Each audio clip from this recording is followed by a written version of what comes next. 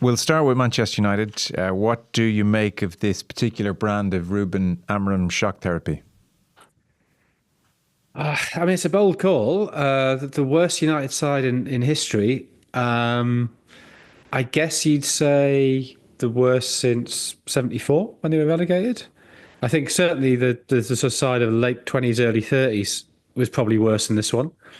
But yeah, it's pretty bad. And yet, it's a side that cost best part of £400 million. But yeah, I did sort of I found myself when they got the draw at Anfield, when they played well and they fought hard in the FA Cup game at the Emirates. But there was all this sort of, United are back, Amorim, bit of time in the training field.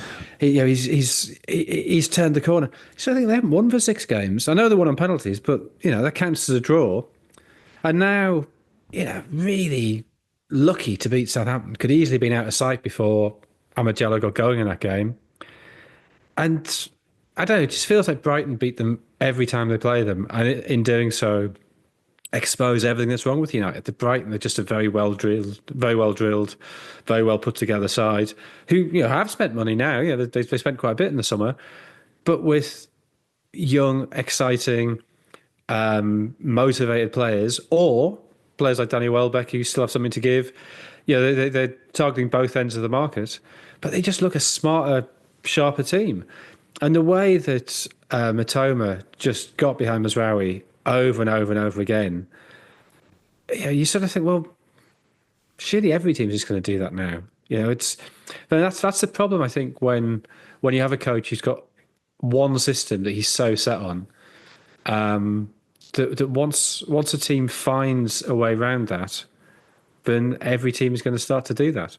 Well, I thought that's what jumped out about the first goal in particular, whereby there's now a little bit of tape of Ruben Amorim's side, and we've all seen him on the sidelines screaming, begging his centre halves to step into midfield with their man. Please, this is what I want. And Maguire and others saying, I don't really want to, but he's getting through to them. And so in this instance, Matthias de Ligt said, well, I'm meant to go with Welbeck. That's what we're supposed to do. And so he does. And Welbeck is thinking to himself, well, this has all been nicely choreographed. I know you're coming with me and you'll come with me every time. And so de Ligt steps forward with Welbeck, and now there's this massive gap with Mazraoui and Maguire, this Matthias de Ligt shaped gap. And it doesn't seem to occur to Mazraoui that, maybe Welbeck's manipulating the situation and there could be a long ball here and boom. And that's goal one. And as you said, it's just sharper. They're thinking quicker. Whereas the United players are like, oh, I do this now and I do this and this is how we're playing the system properly. But they're not really. It's all very conscious. Yeah, and was it the second goal or the third goal where Welbeck drops off and nobody does go with him? Yes. And you've got this huge gap between the back five and then the next four. Must be a gap of 20 yards. And Welbeck's just sort of standing there. There's no pressure on the ball. The ball's played to him. Welbeck turns and then he slips the pass through to Matoma again. And you sort of think, well, that's what happens if you don't go. But if you do go, you've got to then cover for the space. So I don't know. It feels like, and maybe this is what happens when you ask players to change system mid-season and change it as radically as that, that they just lose their football intelligence, or they lose their confidence in their football intelligence, and so they're scrabbling around so desperately. Where do I have to be in this situation? What's my job here? Well, I've got to stand here. I know that my first job is to stand here. I said, oh God, but there's a huge gap here, and I haven't dealt with that, and I should have gone there. But they're so panicking, they're so worried about filling that gap and not doing the job they were told to do, that it all falls apart. They're just not thinking as footballers. No, nothing instinctive. All right, as I said, all very conscious. Amorim, and I think that's probably a long-term process. I think that's the culmination of 10 years of failure and underachievement. That there's every single player who goes to United gets worse, and this is one of the ways in which they get worse. That they just lose that mental sharpness that's necessary.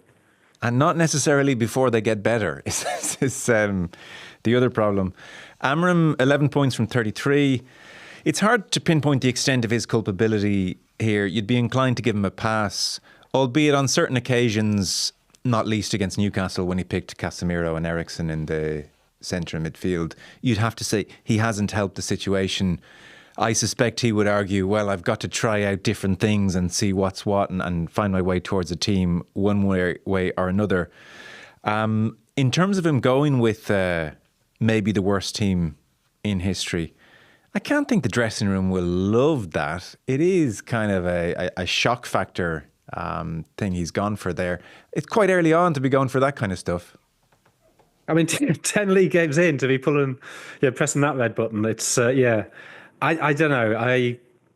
I think it's legitimate for him to say, we're not playing particularly well. This is a process we're going through.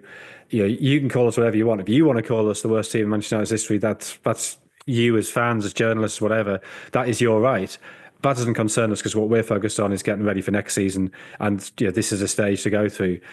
I think offering up the headline yourself, it's going to, unless he's massively popular in the dressing room, it could get backed up. So, I don't think it's a massive deal, but I would agree with you that it's a dangerous ploy. I think maybe fans won't mind that, and to be honest, like journalists don't mind that. It makes our job easy, but I think fans won't mind it because they sort of feel that they want somebody to be saying what they're saying. But yeah, it's the players he's got to work with all the time. Now he's going to be a better judge of that than we are from the outside. Maybe, he has read that dressing room very astutely. Leon Osman was saying last night, wasn't he, that he would hate to hear that, but on the other hand, it probably would fire him up. So, as with so many of these psychological things, we'll find out in 6 months what the right answer was. But he's definitely posing a question to which there will have to be an answer. Yeah, and he doesn't seem cynical in his public pronouncements, and I suspect this is a kind of trying to jolt the dressing room. But in a Jose Mourinho finishing second with these pile of losers was one of my great achievements kind of a way. I guess it, dampening down of expectations of himself maybe is a nice extra bonus with a comment of that, Look, I kept them. I mean, yeah, to be fair to Mourinho, that comment is looking truer and truer with every passing hour. It looks like an incredible achievement now. It does. I scoffed at the time, but now I think, do you know what, Jose? You can absolutely put that on your CV. I guess what the performance yesterday, and particularly against Southampton, I'd never seen Southampton look so good. Highlights is a problem now that quite a few Manchester United managers have faced, which is that against the big teams like Liverpool and Manchester City, where there is a fear factor and there isn't even an expectation on Manchester United fans' behalf that they would go toe-to-toe with these teams. They've just fallen so badly. They can kind of do that, playing a 5-4-1 and sitting in and working hard, and every kind of good moment feels like an injection of belief into the side. Those kind of days, they can produce them and have under several managers now. It's against the lesser teams where there is an onus on them to do something. That's in some ways where they're most exposed. Yeah, I think that's true. I think that's a tactical issue that they naturally have more of the ball, and that is harder. That they're not slick. They don't have those quick interactions that you should develop over time. And so they struggle to break them down, and then that leads to frustration with the crowd, particularly at home. And the pressure just sort of ramps up.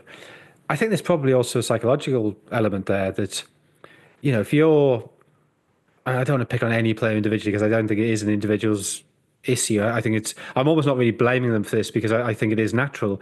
But if you're an international who's won 50 caps for your country, you've played in Champions League finals, you've won medals, you don't mind flinging yourself in the way of shots against Liverpool or Arsenal.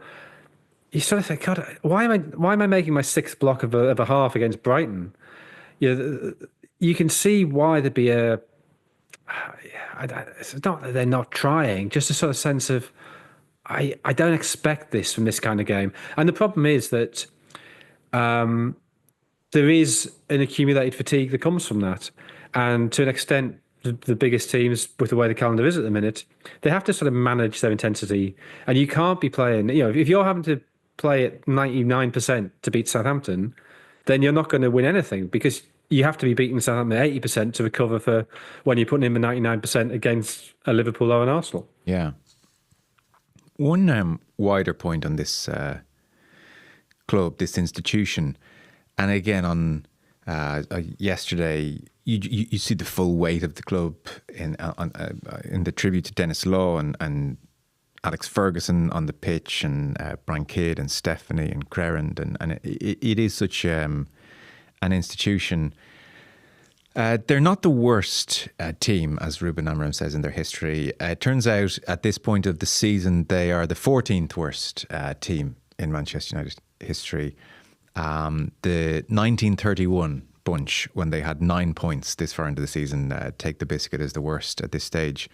But this wider curiosity, really, and it's something Jamie Carragher is trying to popularise in the moment. At the moment, if you take away Busby and Ferguson, and people have known this for a long time, but I suppose it feels like especially relevant now. If you take away Busby and Ferguson, which is the guts of 50 years, if not more. So that, in 150 years, it's still a big chunk of time where things were very good. But if you take away these two remarkable characters, it is quite striking how for a club of this stature, things are not that good. I mean, when Busby arrives in 1945, Manchester United have won 2 league titles. And he racks up 5 and wins the European Cup. And obviously, there's something so storied about the Busby Babes that, the institution, the folklore of it grows worldwide. And then post-Busby, as we know, it's a fallow period until Ferguson wins the league in 92. So for this huge club, unlike Liverpool, who may be, world leaders, certainly in English football, whereby they have success under multiple managers. The boot room and the culture, something about that institution is not as reliant on 2 freakish individuals as Manchester United. I don't know what my conclusion is or what my question is, but it is really, really interesting that you take away these 2 people in Ferguson and Busby, and what is Manchester United, the biggest club in the world? Yeah. I mean, let's include Dennis Magnell in that as well, the manager who won their first 2. So we've only had 3 league-winning managers, which for the most successful club in the history of the English league is astonishing. And what that suggests is that, I don't know, it's almost like some great mythical beast that only certain chosen heroes can ride. And many warriors will turn up and try and do that, but it's not just about being a good horseman, or you have to be chosen by fate, and you look even how they won the 2 titles under Magnell. I mean, I don't really want to relitigate. Well, Jonathan, who could forget? Yeah. So in 1905, and stop me at the moment this becomes familiar. In 1905, Manchester City were building under new ownership, and they were accused of illegal payments. There was a large investigation. They found guilty. They end up having to sell off their entire squad. And there's an auction at the Midland Hotel in Manchester. And Magnell, United would definitely be less a partner in the relationship at this point. Magnell goes along to the Midland Hotel before the auction starts and handpicks the 4 players he wants and signs them. Billy Meredith had been banned for a year, maybe just over a year, for his part in illegal payments, which he was always very bitter about and he always denied. And he felt he was being scapegoated because of his work with the PFA and trying to break the maximum wage and get players' rights. And United signed Billy Meredith while City couldn't play him and agreed to pay up his wages. So they get 5 of City's best players, and that's how they win the league in the 1908, their first league title, I think. Then they won the cup in 1909. So it's a slightly freakish way that they win their first title. And Magnell clearly is a very, very gifted manager, and he's a very sharp operator, and he's got an eye to the main chance.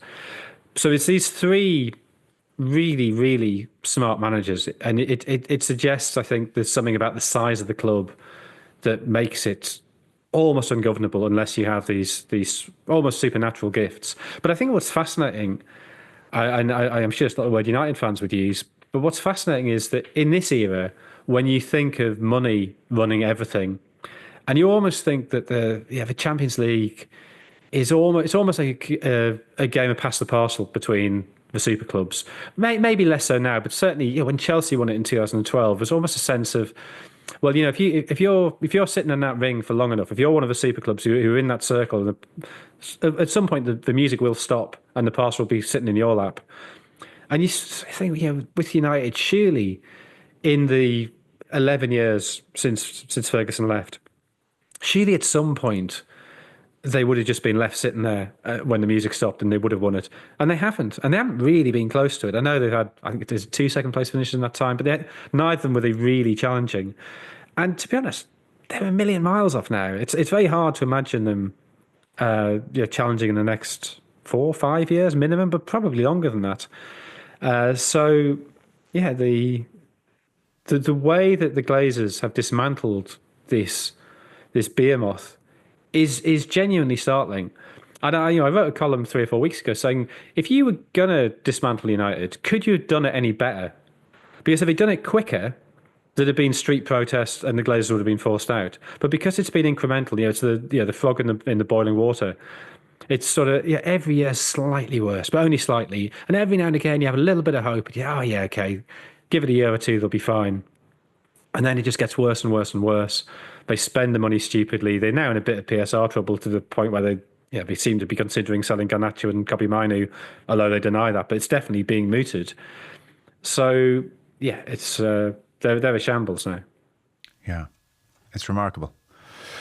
You mentioned Man City. 6-0 win away to Ipswich. Some familiar patterns on the pitch, and De Bruyne, still running well for Foden's second. He won the ball and then ran in behind defence and put a cross in. So maybe there's life in the old dog.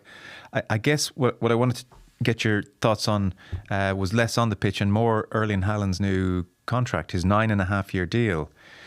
Which means, unlike Mbappe and Salah, he's unlikely to be running down his contract anytime soon and going to Madrid on a free or elsewhere. Something quite sad to think of 34-year-old Erling Haaland, but that's where he'll be in 9.5 years' time. What is your take on this? Is this just very good business? I saw somebody, a lawyer on Sky Sports, suggesting this is like a new kind of Americanization of ownership in English football. A franchise player in the States, you'll see sign 9-10-year deals routinely across different teams. Why 9.5 years? Why have City gone for this? Why has Haaland gone for this? I mean, the honest answer is I'm not really sure. I think possibly from Haaland's point of view, he's happy in Manchester. I don't think there's any reason to doubt that. Obviously, his father played there. He was born in England. I can see that. He would think, I'm fine here. I think possibly there's a recognition that not that the market's peaked, but that there's not really many places that he could conceivably go who could pay him what he's on now. So conceivably Real Madrid, but even they, I think it felt that the Mbappe deal is slightly different, but they haven't been spending as freely over the last 4 or 5 years as they had done.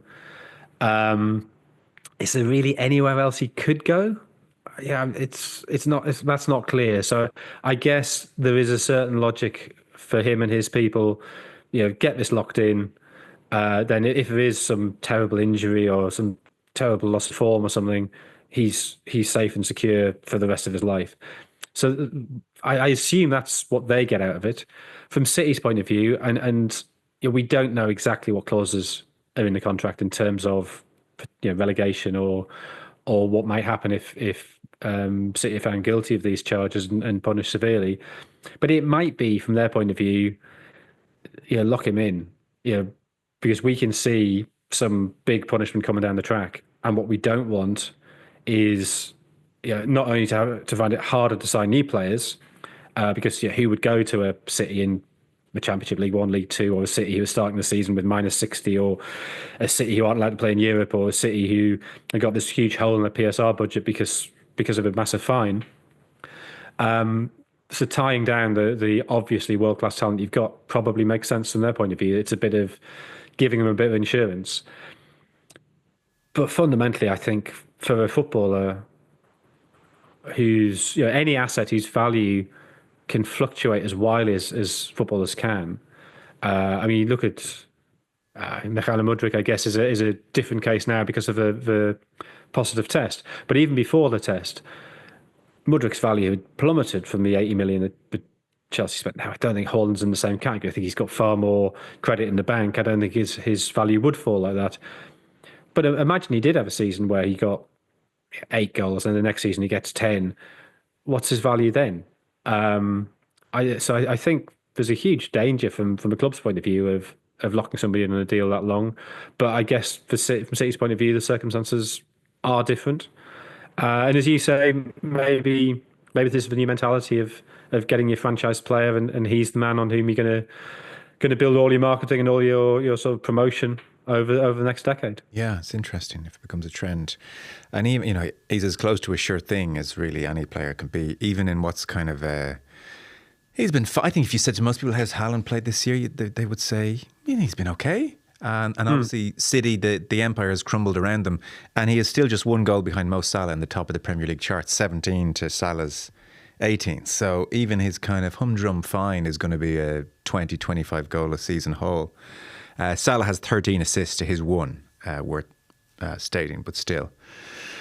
You should really let Arsenal fans know when you're planning on going to certain games. You have been present, the Wilson kiss of death, for 3 of their most damaging draws. Arsenal's season is not a tale of losses. They've lost just 2 league games this season. The 8 draws have killed them. And this one, in light of the Liverpool late win away to Brentford, being 2-0 up, this one felt especially deathly. I think this is the one most people casually said, okay, league done. Yeah, I think that's true. And not just because the gap's up to 6 points, but back up to 6 points. If Arsenal and Liverpool have both won their last 2 games, you'd say, okay, Liverpool have taken 2 steps closer to the end of the season and thus to the title. But I think this felt like a bigger shift than that, because Liverpool had slightly opened the door. The fact the gap was down to 4 points after the midweek games, and then the fact that game at Brentford, Liverpool's game at Brentford, was 0-0 at 90 minutes. And if you're an Arsenal fan, you must have been sitting there thinking, we could close within 2 here. All we got to do is beat Villa at home to within. Oh no, Darwin Nunez has scored. Okay, well, at least 4. It's not too bad. And then, of course, you go 2-0 up, and you're sort of thinking, well, yeah, it's the 4-point gap. That's fine. Totally routine win, it appeared at that point. Villa were offering almost nothing. And one of the things I've been saying over the last couple of years is that if Arsenal are going to win the title, they need some routine wins. They can't be going to the emotional well and having to really drain the bottom of that every week. And then just from nowhere, 2 bits of terrible defending. Well, 3 bits of terrible defending, because Villa hit the post as well in the space of 8 minutes. And the game's level. And although Arsenal then had pressure, and they actually came very close to getting a winner. That Mourinho had the shot that hit Havertz's hand and went in, had the shot that hit the post. You had the Trossard chance 5 minutes into injury time, which I think actually probably was just offside, although we don't know that. But there was it was almost a sense of, well, they're never going to score now because this title is just gone. They just, for whatever reason this season, they just don't have that edge. They don't have the fates behind them. And so, I think the mood on Saturday night at the Emirates was pretty down. A sort of sense of, it's gone now. Before you go, you were in your piece in The Observer musing on Nottingham Forest and this extraordinary season. They beat Southampton 3-2 at the weekend. Really, that was one of those results actually which didn't reflect the flow of the game. It should have been 4-1. VAR saved Ramsdale's blushes, and Southampton got another late goal to make it 3-2. But they were really good value for 3-2. You made a couple of interesting points, and they are, in with a real shade of Champions League football. Newcastle and Chelsea, if we take it that City are now back and we'll put something together enough to sustain Champions League football at least, Newcastle and Chelsea are the 2 who are chasing them down. Chelsea win tonight. There's a 4-point gap, 5 points to Newcastle, who lost unexpectedly to Bournemouth. So on Forest, you point out their XG is the 15th best in the league, and here they are in 3rd level with Arsenal on points. So they've outscored their XG by 3.8. But you make the point that their simplicity, I think anyone who's watched Forest play 2 or 3 games has, a fair sense of how they're going about their business. But you say their simplicity is deceptive. It looks easy because it's all so well planned. Players who fit together in a cohesive system, something that, it has to be said, never seemed plausible amid the trolley dash that followed promotion. They've been fortunate with injuries. Only 3 sides have had fewer lost days this season. But Forest are a triumph of Nuno's clarity of vision. And that is really true. I mean, when they were buying any player who seemed to cross the road in front of them, you thought, well, this thing is just destined to blow up in their faces. But, you go through the team and defensively so solid, and then you have the running of Hudson-Odoi and Elanga at that pace. You have Wood, who's having a season of seasons and a kind of perfect target man, especially for that kind of counter-attacking. And Gibbs White is linking it all together, and that kind of guile, which adds a little sprinkle onto a team. And they all know what they're doing, and it's a nightmare to play against. And here they are. So your thoughts on Forest, down to Nuno's clarity of vision, you say? Yeah, largely. I mean, and also players playing really well at the same time. So I think the comparison with Leicester in 2015-16 is worth making. And they have 44 points from 22 games, which, as Leicester did that season, the difference is that Leicester at that point, I think, were level with Arsenal and a point ahead of City.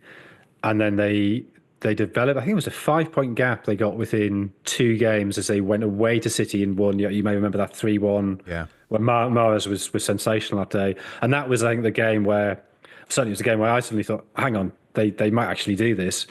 And then they beat Liverpool 2-0. And although they lost the next game to Arsenal, they never lost the lead. But yeah, the difference obviously between that season and this season is that Liverpool are 6 points clear with a game in hand. That Liverpool are playing better this season than any team did in 15-16. But I think it's a similar season in some ways, in that a lot of the top clubs have had slightly off seasons, have underperformed slightly.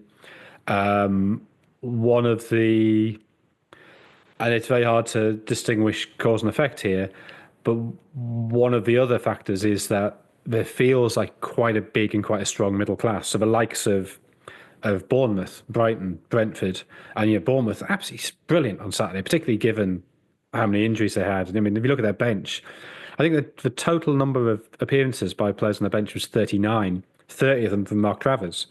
So, yeah, I mean, I understand Newcastle saying, oh, it was a game too far for us, we're weary. They've had their Carabao Cup semi-final. That's a reasonable enough point to make. But also, look at Bournemouth. Come on, it's not that they're in peak freshness. So, yeah, is that because the very elite is not performing to the same level, or is it because that middle class is wealthy enough, strong enough, well run enough to challenge? Probably a bit of both. So that similarity of 15-16 is there, and I think, like Leicester in 15-16, this Forest, it's a combination of the right manager at the right time, a manager who's got a very clear idea what he wants to do, probably half a dozen players having the season of their lives so far. And I think the way Forest have gone about this, they got promoted almost, I don't want to say by chance, like that diminishes what they did and what Steve Cooper had done there. But they weren't expecting to be promoted, and they had a lot of loan players on that side, so they almost had to go out and sign a dozen players just to fill up the squad. Yeah. And okay, they signed 24 players, but there was a certain logic in, let's just go out and get a load of players who might be good enough for this level, and then we'll work out the details later. And almost saying, you know what, we'll take the 4-point deduction because our best chance of staying up is to overfill the squad, take the fine, but assume we'll have, we'll gain enough points from players we've got that what we lose on the points deduction will be less than that. And then I think they've refined that as they've gone along. And yeah, I mean, there is nothing complicated about the way they're playing this season. It's a pretty basic 4-2-3-1. 2 players sitting deep in midfield. I mean, Elliot Anderson's been superb driving forward from that position. Gibbs White with great energy and imagination, linking everything together. The pace and directness of Elanga and Hudson-Odoi, the 2 wingers. Chris Wood, who nobody would have thought. I mean, you'd have thought it was Awani would have been playing that role, but the fact they've got 2 players who fit the role perfectly, you only need one of them to be in great form to be incredibly dangerous. Matt Sells is, yeah, they had loads of problems with keepers last season. Matt Sells had a stunning season. I think he's second in shots saved ratio, which is one of the reasons they're outperforming what was already a very good goals against. I think have they got the lowest goals against, maybe the second lowest goals against, but they're outperforming that because of Sells. So yeah, everything's going right, and I think that's, you've got to give a lot of credit to Nuno for the environment he's created. And yeah, you can see those players are playing with confidence now, and therefore getting absolutely the maximum out of themselves. Yeah, so we'll see how long it continues. Very last one, Ange Postecoglou conceded his switch to three at the back. Maybe didn't help things at Goodison on at the weekend. He obviously is cutting an increasingly frustrated, downtrodden figure in post-match interviews. It was kind of striking that the Spurs fans decided to go with "we want Levy out" as opposed to directing all their ire at him, although he's getting some, obviously. 6 teenagers on the bench, like it feels a little bit weak to cite the injury crisis, but it is a real injury crisis, albeit with very good players still on the pitch. Is he going to see this one out? Does when Daniel Levy hears the abuse directed at him, does that make him more inclined to actually make a change to distract, or maybe it has no tangible effect whatsoever? Are you out on Ange? I would keep him there. I would let him get through this period and see what's what when he has more of a hand to play. But it's hard to defend him totally, I concede. I'd be amazed if he's still there at the start of next season. Okay. I think the feeling at the club is they would like him to see out this season and see where they are then. I think there's a belated recognition that the squad is. I mean, you talk about the 16 inches on the bench. You also had Bergvall and Archie Gray on the pitch, Yeah. who are both teenagers. And Kinski, the keeper's only 21. So look, they've been a little bit unlucky with injuries, but equally the way they've constructed the squad has left them vulnerable to that. So if you go into a season with 3 frontline centre backs plus Ben Davis, the chances of you getting through it without a period where at least 2 of your centre backs are injured at the same time is quite low. As it happens, 3 of them have been injured at the same time. And Dragic every week seems to get another knock, and he's sort of like the Black Knight now with the bits hanging off him, just sort of soldiering on. I think they've maybe, unfortunate, it's the wrong word, but the complete collapse of Son's form. Yeah. I don't think you could foresee that. The chance he missed at 1-0 down, you could see Ange on the touchline afterwards. It was, come on. And again, maybe if Richarlison hadn't had the injury, he would have started rather than Son, and they looked better after he came on. But he hasn't been fit for most of the season, so I understand why you wouldn't necessarily rely on him. The fact that Solanke misses this game, seemingly because he injured himself in the gym. There are lots of little bits of bad luck, but I also think you can set up a squad in a way that at least mitigates the effect of that. And Spurs, it was a risky squad they went to the season with, and they're paying the price for that now. Okay, we'll see where they go. That was great, Jonathan Wilson. Pleasure. Thanks again. Cheers. Thank you very much.